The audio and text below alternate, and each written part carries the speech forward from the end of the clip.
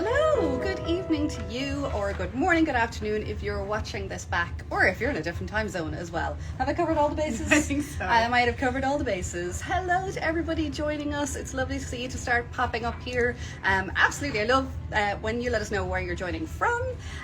So as we're waiting for a few other people to join, we can have a little chat. To introduce myself to any new viewers, my name is Lisa. I am co-owner of This Is Knit, the beautiful yarn shop behind us here. This is my sister Jenny, who is Townhouse Yarns. Who is Townhouse Yarns?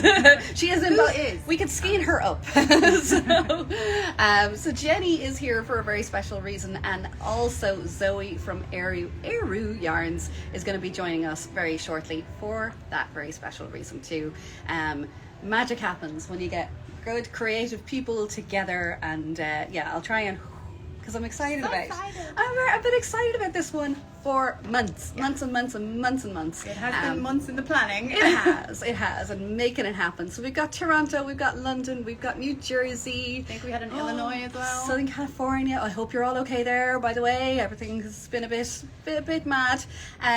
Which Kentucky. is Kentucky, Connecticut, Michigan. Lovely to see you. Absolutely lovely to see you. Please do join in as we go through the chat here, because it's not just about us kind of presenting and talking at you. Let us know what your questions are. Let us know what you'd like to see or hear more about.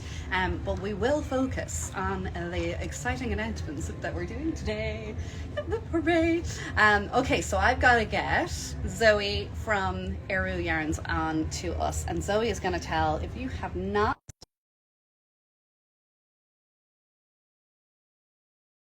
and what we have going on here today. So I think I've invited her correctly, and hopefully the technological stuff will work. Hey Zoe. Hi. Lovely How to are see you? We're good. Yeah, it's been a gorgeous day here. It probably has been down in Wicklow as well, has it? Just one of those crisp, lovely, sunny kind of sense of renewal. Everything it's just perfect, isn't it? Like it was too cold last week for us.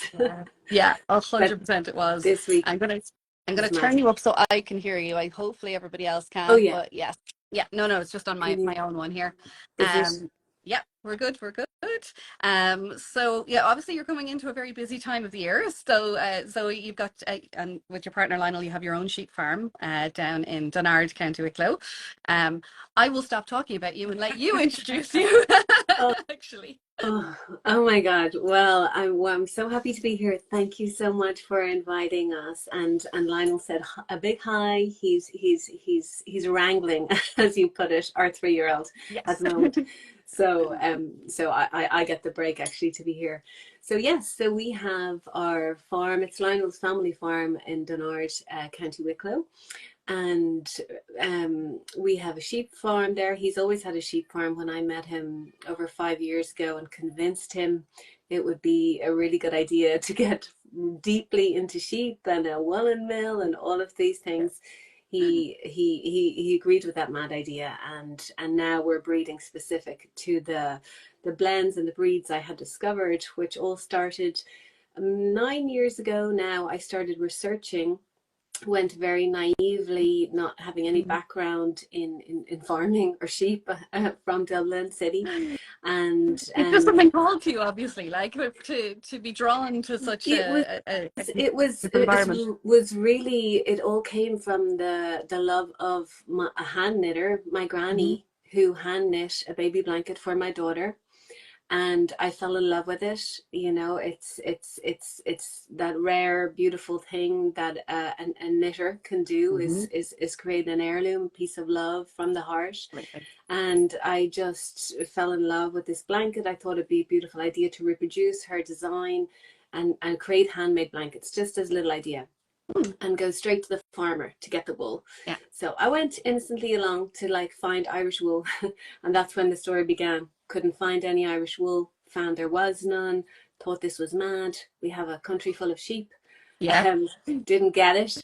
So I went very outside the whole perspective, researching. My background is in documentary research. So I went just researching what was going on in Ireland, and found out the whole tragedy of the decline of our Irish wool industry, which used to be thriving.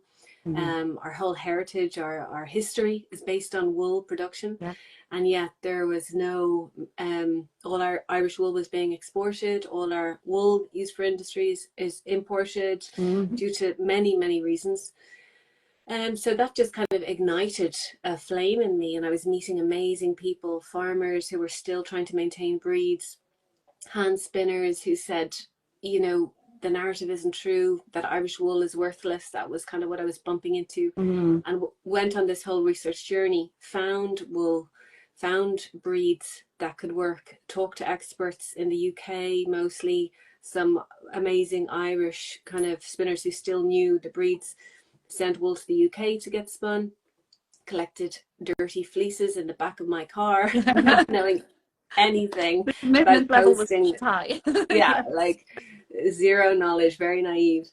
And posting over big bags of fleeces, like not even clean, to the UK. So anyway, got back what I felt was gold, you know, was the truth. And just probably having that very outside perspective really helped. Then magically met Lionel, and asked him what type of sheep he had. I was so excited. My first question to him, like my chat up line. I was going to say. Yeah, which he just was like, what? Like, you're from Dublin? What? Anyway, and we went on this whole journey together, but it's definitely a story of destiny, and the woolen mill comes into this, which I'll tell you about later. But that's the background we found out, and together with Lionel as the farmer, and he has background in business, we really were able to see, okay, we need to incentivize farmers. We've lost the value for the farmers. It's more expensive to shear sheep than what they're selling the wool for. They're at a loss already just having sheep. We're at a real crisis where farmers aren't going into sheep because there's no, it's just not enough incentive. All the food on the table, you know. So it has to start from there. It has to come from, like, if the supply, you know, you don't have a supply chain without those farmers being incentivized. So exactly, it has to start with valuing the farmer. How can they maintain a fleece if there's no value for it? And really, we're learning a lot goes into maintaining a fleece. A lot goes into the shearing that can really, you know, make beautiful wool, or can waste wool, you know. So we've been learning as we go, and really just working on reclaiming this industry, which we had in Ireland. You know, our whole heritage is based on it. And we're paying farmers, we've set up a farm to yarn network, we're paying farmers over 10 times the industry price to incentivize them to work with the two breeds we work with for our blend. And we have those flocks on the farm. We're testing out things all the time, but we have amazing growing network of farmers who are all taking it as seriously, growing, learning with us what it means to kind of get this industry back on its feet from the farming end.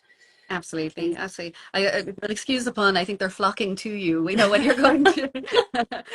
There's a lot of puns in sheep. But it does. You're giving that message of, like, you value it, and so, you know, you're passing that on. You're saying there, you know, it is of worth, and we should be preserving it, and not beyond preserving it. I think what's remarkable, what you guys have done is, you know, like you say, you've been constantly innovating and pushing and seeing what's next, and really in the short space of time, although you've been researching it for 9 years, it's that you've been active as Ériu. You've done so much. I think it's fantastic. It's wonderful to see.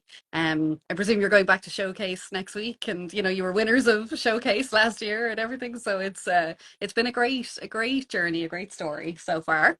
Now this lady right here, just to bring her right in. Yay.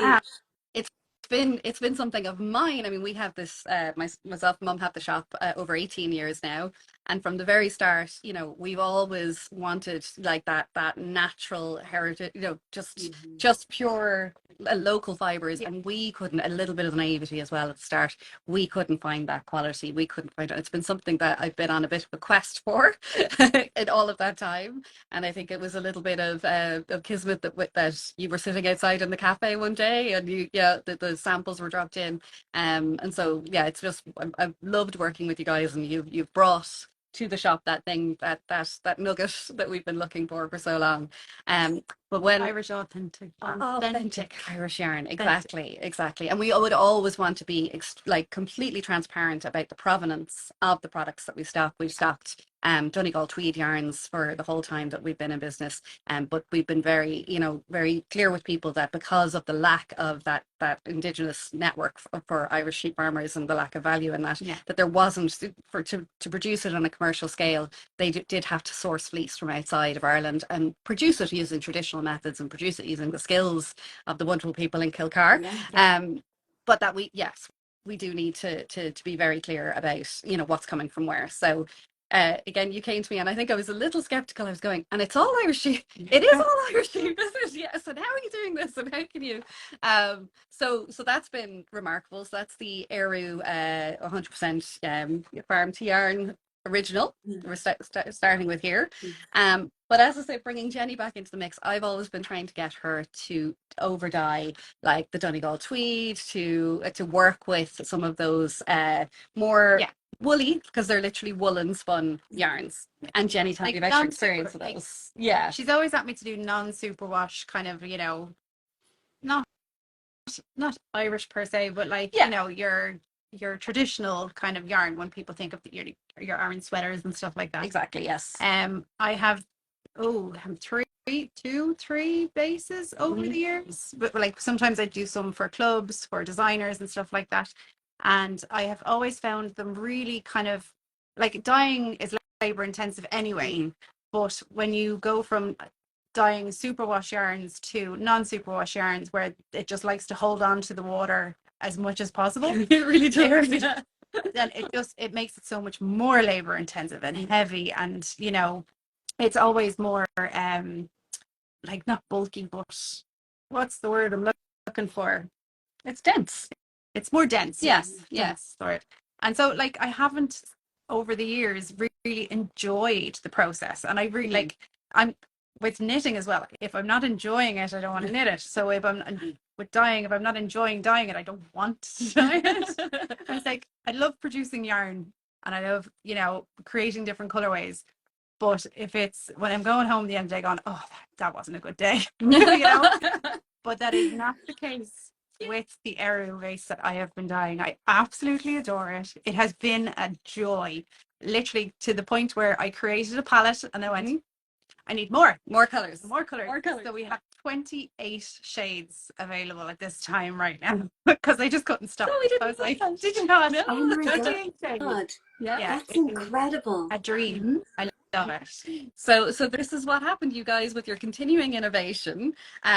Came back to us, and obviously we've been stocking the beautiful original yarn, which is spun by Donegal Mills and is a woolen spun yarn. Okay, so for those of you that you might have been watching over the lives, then we've talked about woolen spun versus worsted spun before, but the quick summary being that woolen spun machinery produces a very different feel of yarn because of the way that the fibers are prepared before they go in to the machine, and how and if you think about it, they're kind of whirled together in a sort of tornado nearly, so you get little bits sort of sticking out, and that leads to a little bit more of a rustic feel, despite no matter, I suppose, what the fiber is that's going into that spinning process.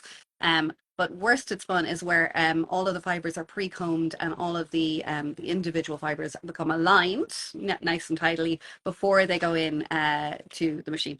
Okay, and I think Lionel told us, I'll let you say like why woolen spun versus worsted traditionally for Irish fibers, why that was happening, and what the point was when you went, ooh, we can do something different.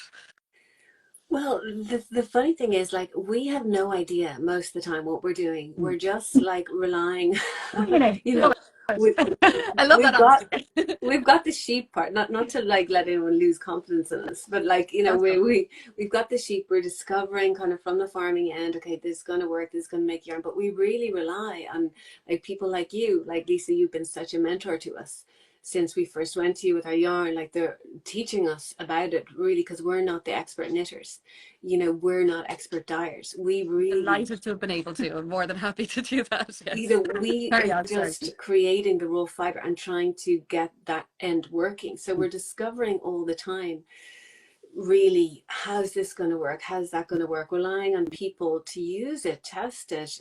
The best feedback we always have is from knitters. Like even we had a knitting tour recently there that we had shared, remember?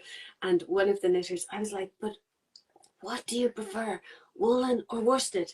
Explain it to me, you know. And she was like, but I can't tell you because it depends on the job. It depends on the thing. And Yeah, I was like, yeah. but surely you can pick one. It was like trying to get an answer from a politician, because I was like, what is better? And it's not about that. It's just wool is so creative. There's a myriad of ways we can use it, which is why it's so amazing. So you go to an expert in the woolen spun, and like Donegal Yarns, they're amazing at what they do. They create the beautiful woolen spun, and that's amazing for amazing things. But one of our friends, an expert who's a global expert, and he said, have you tried this worsted spun? And we were like, oh, we didn't even know what that was. Yeah.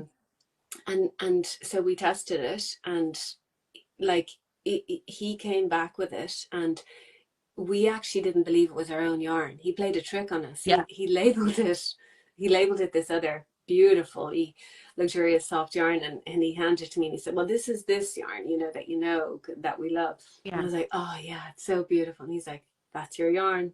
And I was like, we actually didn't believe it. Yeah. And then when it came to you guys with the dyeing, like things we discovered that we didn't know, like Jenny, like we didn't, you know, I had no idea it would take to the colors so beautifully as opposed to the woolen, you know. So that was kind of a magic through your expertise that we would never have known had you not been willing to try, or you know. And Lisa, you've always been willing to listen to us. Like when we discovered that, we were about like, let's call Lisa. Like, me and Lionel were like, let's call Lisa.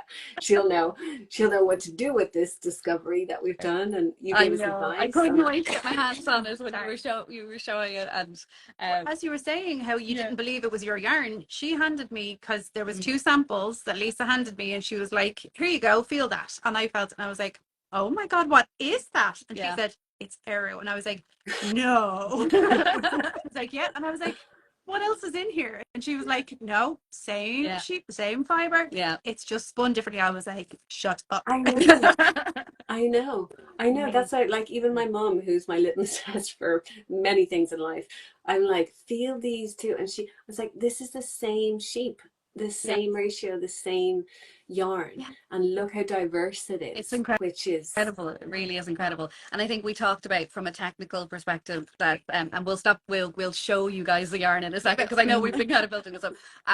But from I think the expert that you were speaking to, that he was talking about the staple length of the fibers, and that's what made it more suitable for worsted spun. I always get it right.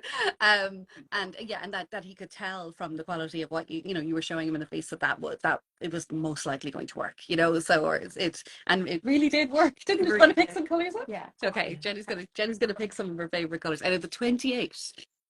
So it is. Yeah, we sent you a few, and we have a couple of samples to share as well, some little knitted accessories and stuff, because what we've gone for in terms of launching is the chunky. Okay, so this is a chunky version, so very different to your original beautiful woolen spun. And she's having hard to choose. My favorite child. Okay, I love So it. something that I found with woolen spun, I just gave some away, was that it doesn't really take like speckling very well. Everything, like the dye gets blown out quite a lot, no matter what you try and do. It tends to travel, doesn't it? Yeah. It migrates quite a bit. But I have found, like, while it still does it with this yarn, it doesn't do it as much. And so you get much more kind of definition in your speckles. Oh my god. It gives I you got there, I something. picked the best out of the bunch. Oh, But it also that's takes so beautiful. bright colours really, God. really well. Oh my god. And So beautiful. moody All the tonals. blues. So It is. they It is probably so be my favorite. 3. I'm going to show you. This is, now our light is a little bit funky here, but this my is god. Lady Townhouse. So you can see all the beautiful colours in here. Oh my god. And I will let people know. So this is the 100% Irish wool, blend of Romney, Lambswool and BFL are the fibres that are in there. We recommend working it on about 6mm needles, and there's 100 meters per 100 gram skeins. That's Lady Townhouse. And then this is again with the wee speckles. That's prism there. Oh my as God. well. There's so many It colours. is Jenny, you did it. I didn't realize you made so many. Like it is. I got a I love it. I love. bit addicted. Oh my God, that's gorgeous. That one. That they're all so beautiful. They're so. Oh my But God. it was like, I wonder will this colorway Gorgeous. work? Because I have a lot of colorways, and so it was just like, let's try this one, and oh, that worked. Okay, so let's try this one, and then yeah, and I'm Oh, dyeing this tomorrow too. So there will be more. So you can see why it's taken us a couple of months to kind of get things going, because it kept getting added look to at and added that. to. Isn't Oh it my just so God. vibrant? It's so It's fantastic. it's so even just on the camera, like which you don't expect. It's just divine. I mean, I can't Absolutely believe you fantastic. created so many stunning colorways with Couldn't They're stop. gorgeous. No, she got and this was this full on like shift in perspective, I think, Yeah. that just to unlock, and I'll try and give you a bit of more of a close up of the smoothness of the texture and the lovely plump plies in there for all of you. you can see People, look at that. you Look can at that. see the smoothness, can't you? You can actually see it. And in the, just the And saturation it's got as a well. theme to it as well. It's Yeah. just, yeah, I love it. And we have some samples. We have been knitting away. Now mine isn't finished because I can't seem to finish anything. She's too busy dyeing the yarn. Well, you finished a lot of dyeing. Yeah. Oh my God. So this Oh. was the first color that you did. Yeah. And you gave me the skein, and I could not put it down over the course of like this was a night and a half to make this beanie, which is called the Crystal Lattice beanie, and this is the Cirque color. Oh my I'll throw one up. Hang on, I'll have to fix my hair. So somebody was asking there, what is I'm the yarn, speechless. whether it was scratchy or not. Now, it's not like you've got merino, and obviously that's super soft. But then think of, I can't even, like, it's not scratchy. I would like, I'm very sensitive to wool, Yeah, right, my head there. and I'm picky, and I can wear this. So that's my gauge. Can I wear it? And I would break out. I'd get like itchy neck, everything, but it doesn't happen. Yeah. What would you say? Like it's a smooth yarn Yeah, because of the spin. I don't find it in any way itchy at all, because it doesn't have any of those like the guard hairs sticking out or anything. Yeah. It's incredibly smooth. And sorry, someone was asking about corcra. That's the corcra shade. I just saw that pop up in the mix. I'm in here somewhere. She's in there. Oh my God. Beautiful. It's Full cowl that Joy has made in the amethyst colorway, and So it's gorgeous. called the Winterline cowl. it's Mm. so Yeah. stunning. We have a little bundle of pattern suggestions on Ravelry that we'll be sharing on social media and sending out as well through the newsletter. So if you're not subscribed to the newsletter, make sure you're subscribed. So yes, there's some lovely ideas. Some of the people saying they got it in December, and you did, because you got an exclusive little preview of it before Christmas at our Festive Stitch social. We gave the people that were coming in for Christmas a little bit of a sneak peek. But we were wanted to come on here and give it its full time in the sun. That suits you so nicely. It's I was just gonna say Yeah, that suits you so well. That is absolutely stunning. Joy Maria. was knitting this for us when we were heading away to Barcelona. Yeah. And this is knit at a tighter tension, but like it's taken it, and it's not stiff. Like it's just stunning. It's so stunning. But do you know what's amazing? Isn't the stitch definition very clear? Isn't it? 100%. Yeah, Really, really crisp. is. Yes. But yet it's gorgeous in slouchy as well, like Lisa's going to. This is a brioche beanie hat, again, knit by Joy this time. So I did my first run at it back in, I don't know. Ashling. Ashling. Sorry, Ashling is going to kill me later. But this is, we're in trouble now. Yeah. That is, oh my God, that's divine. It's divine. Like, I can't believe that's Ériu yarn, like that you've made these things. It is like, I feel like I'm seeing a child. Yeah. Like doing some amazing things. Like, I feel emotional. I'm so glad. I'm so glad you like it as well, because you gave us kind of, free reign to a certain extent, and kind of a lot of what we've been up to with it. Yeah, I think I sent pictures of the hat when the crystal lattice beanie and things, but that's it. I saw some of the comments come up where people saying worsted is best for definition. So the crispness of the stitches, how it just shows up, and something like the crystal lattice beanie is ideal for like a very multicolored yarn like this, because it sort of breaks up the little patches and the repeats in there, and it just, I'd love to make one of them in this shade as well. Oh, it's too good, it's too good.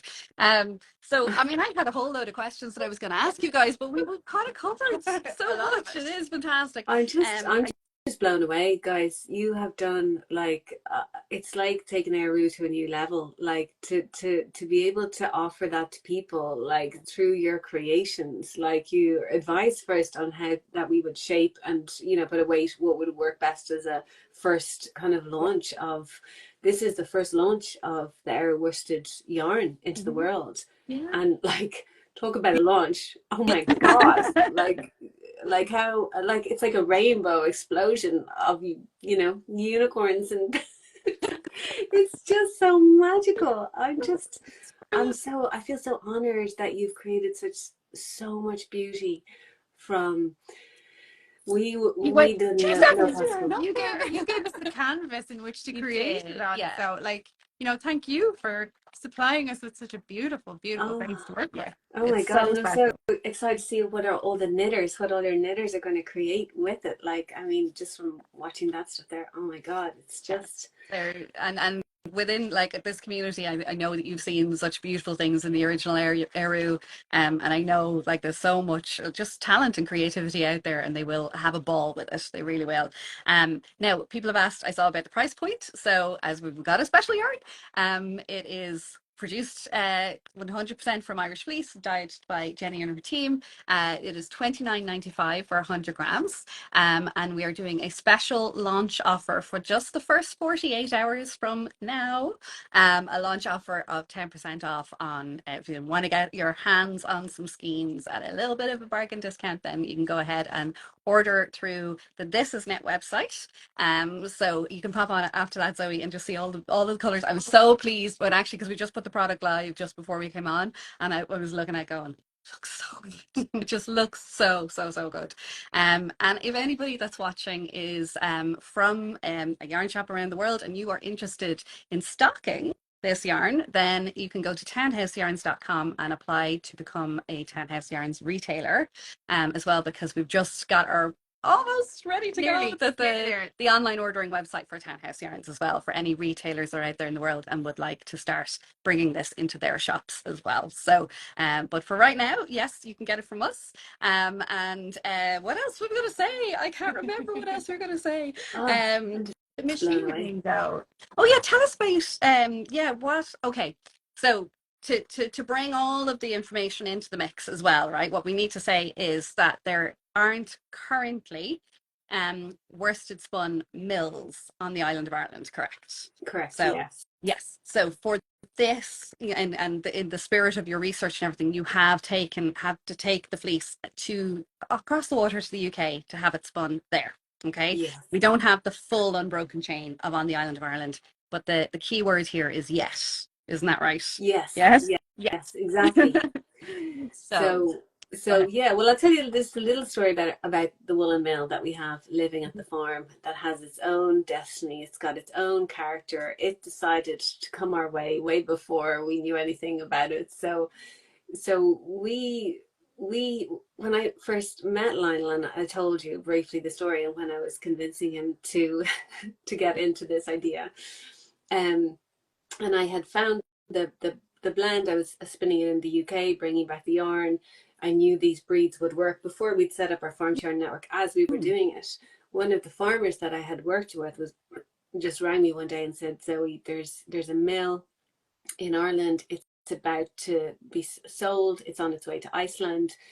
Can you buy it, or can you save it, or can you find someone to buy it? I was like, oh, it's a bit of a tall order, but I was like, I have to find out more. I was already totally in love with the whole story, determined to do something about Irish wool, whether that would be a business, a book, or something to kind of honor all of the information I'd found and the people I'd met. So Lionel and his family, they had just completed a family business. They just wrapped up a family business on the farm. And they had literally emptied out a ginormous warehouse that they used to house their whole family business on. They just sold it. They were like, Lionel was like, goodbye, I'm done with businesses for a while, before I came along.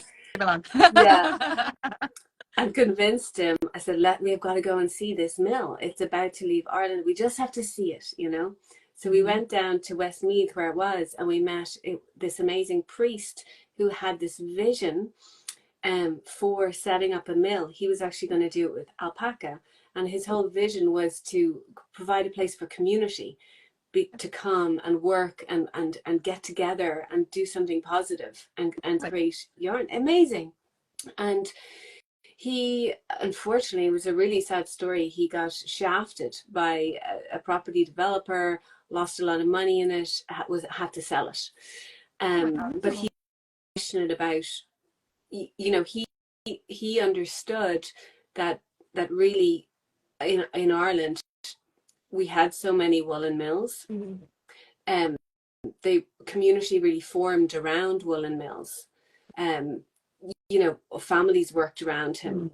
Like, that was kind of the backbone of Irish society, woolen mills in every town, in every county. And that was kind of his vision to get back. So we met him and we saw the woolen mill, and they had built a warehouse to house this mill that was the exact same size as the one Lionel had just emptied. The stars just kept aligning for you. I was like, I love it's like, we'll just go and look at the puppy. We won't take any. That seemed to be that vibe. Let's just go and look. Let's just totally, look at it. Totally. Forget about, like, you know, any financial information or like huge life choices or you know. And I just knew when we were there, and Lionel was like, this is the warehouse, the same as and I just knew then, you know, that mill belongs in the farm. So it did take a lot more convincing, and fair play to Lionel, because he knew in his heart as well that there was a sense of destiny about this. But do you know, so to cut a long story short, we got the funds together to buy it, and then set up the yarn. And we knew it would take a while to set up this mill, because we need to just get this yarn working, start working with people who can work with the yarn, and then look at setting the mill up in a few years, which is the year we're coming into. But something I've just discovered, which I find really exciting, because I'm a nerd, and I was researching, right? All the area in Wicklow where the farm is, it's in these beautiful mountains in the Glen of Amal. It's kind of wild out there. But this whole area was a thriving woolen production area. Amazing. There's not a trace of it now. Like, you can't even see, there's no history attached to it. No, you'd have no idea now. Like, nobody even locally would really know that. This was like in the 1200s, the Cistercian monks set up a woolen mill, and there was 5 woolen mills. There was one right beside where we are that were producing famous blankets in like the 15th century, 16th century, and it all got totally eradicated. So now I'm like, oh my God, there is such a bigger picture. This is why this mill, which, you know, we named our business Ériu in honor of the goddess of Ireland, the patron goddess. So I really do feel that the Irish spirit and the goddess Ériu, like, she is guiding the land of Ireland, is guiding this reclamation of us to reclaim our heritage and to reclaim these industries that we're designed to be good at. You know, our farmers, our land, our sheep, we're all still here. It's all in our genes, and to kind of reweave this back together, but to find out we're putting a mill right back in the place where there were mills, and there's no sign of it today. Is that not destiny? It really is. There's just Full circle background. there is so much to this story that, like, just smacks of just meant to be. You know, it's absolutely.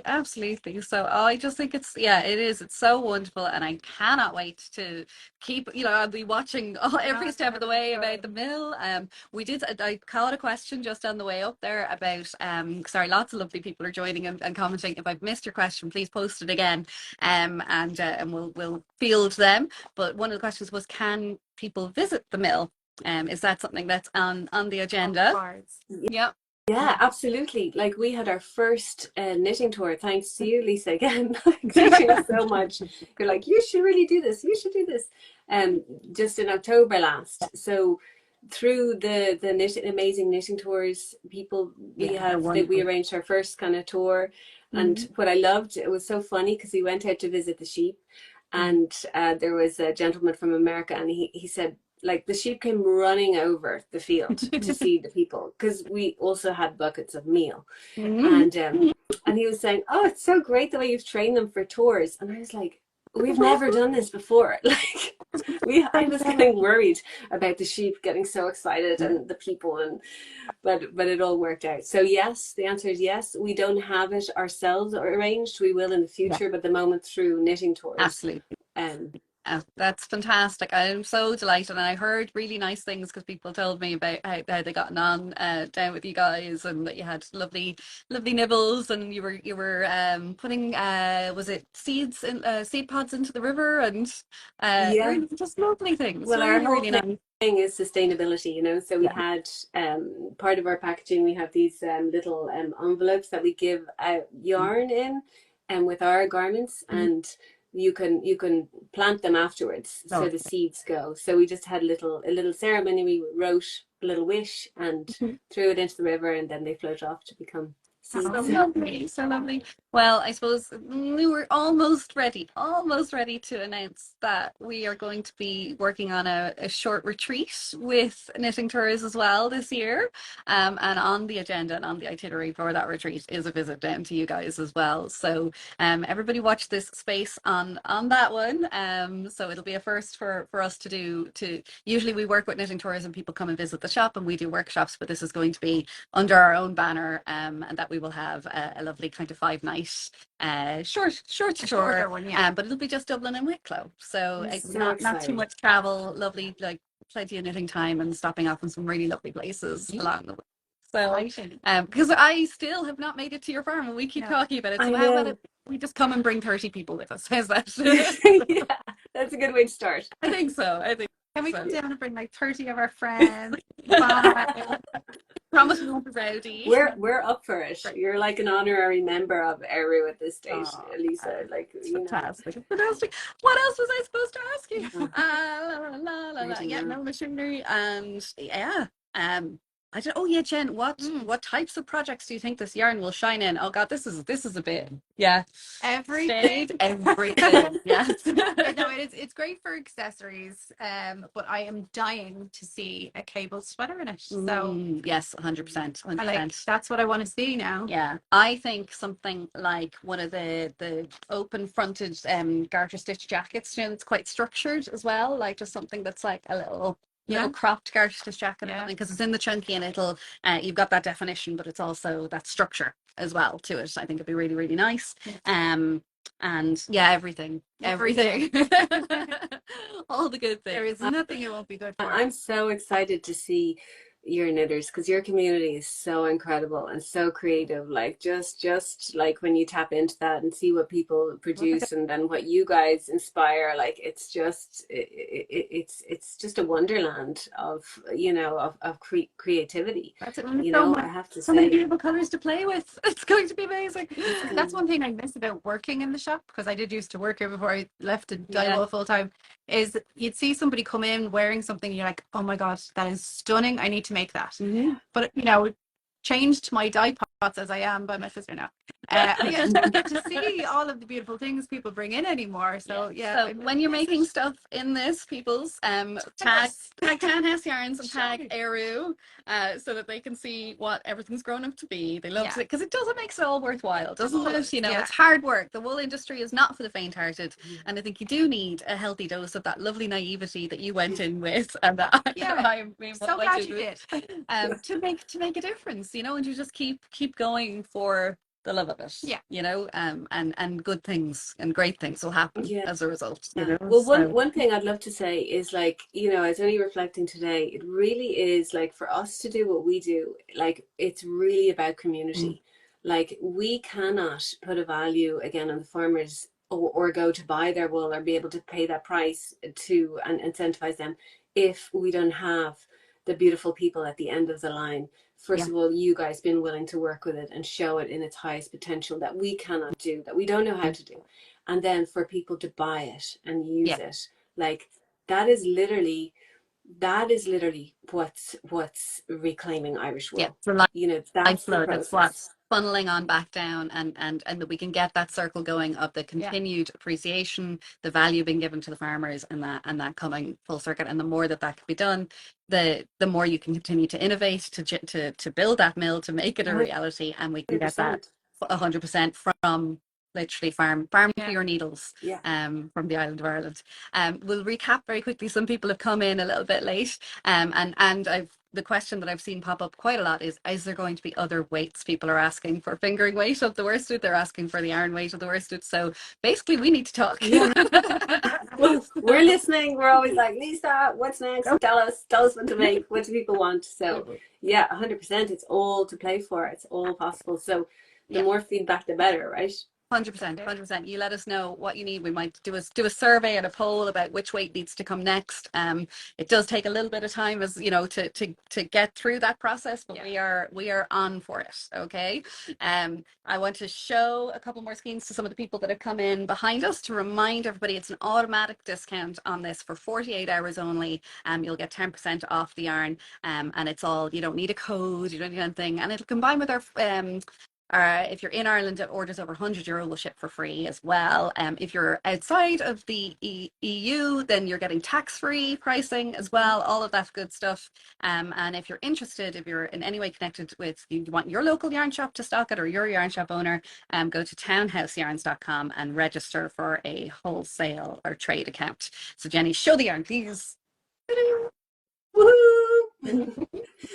So it is, once again, it is a chunky weight. It's 100 grams and 100 meters per skein. And it is a mixture of blue face Leicester, and Romney lambswool, and there are 28 shades in it, worsted spun, beautiful sheen, gorgeous intensity of colors, and all sorts of good things, basically. What was the pattern name of the cowl again? Was the Winter Line by Winter's Weather Knits. Winter's Weather Knits. Pop that on again. It's beautiful. And then we had the Crystal Lattice. Crystal Lattice Beanie was one of the hats. And then the other one. I think I need my own one of these. It's just it's beautiful. And then the super chunky brioche was Pumped Up Harlow by Andrea Mowry. And there will be plenty more samples coming your way for sure as this gets out into the world and more people want to use it. So it's up online on thisisknit.ie. You can click the link in our bio, and it's going to be on the shelves tomorrow morning. So if you are anywhere local and want to come in and have a squish, then it's going to be right behind in one of these arches over here. So thanks a million so much. Go back to the 3-year-old wrangling. Lionel, we said hello, and hopefully we can catch up with him again soon. Definitely. Listen, thank you both so much. I'm so honored. I just, like, you have just done the best job ever. Like, Ériu is just celebrating. Thank you to you both. You're amazing. Been an absolute pleasure. Absolute pleasure. Anytime. Work with you anytime at all. Oh, we will be. Okay. Thanks so much, everybody. Have a lovely evening. Take care. Bye. Bye.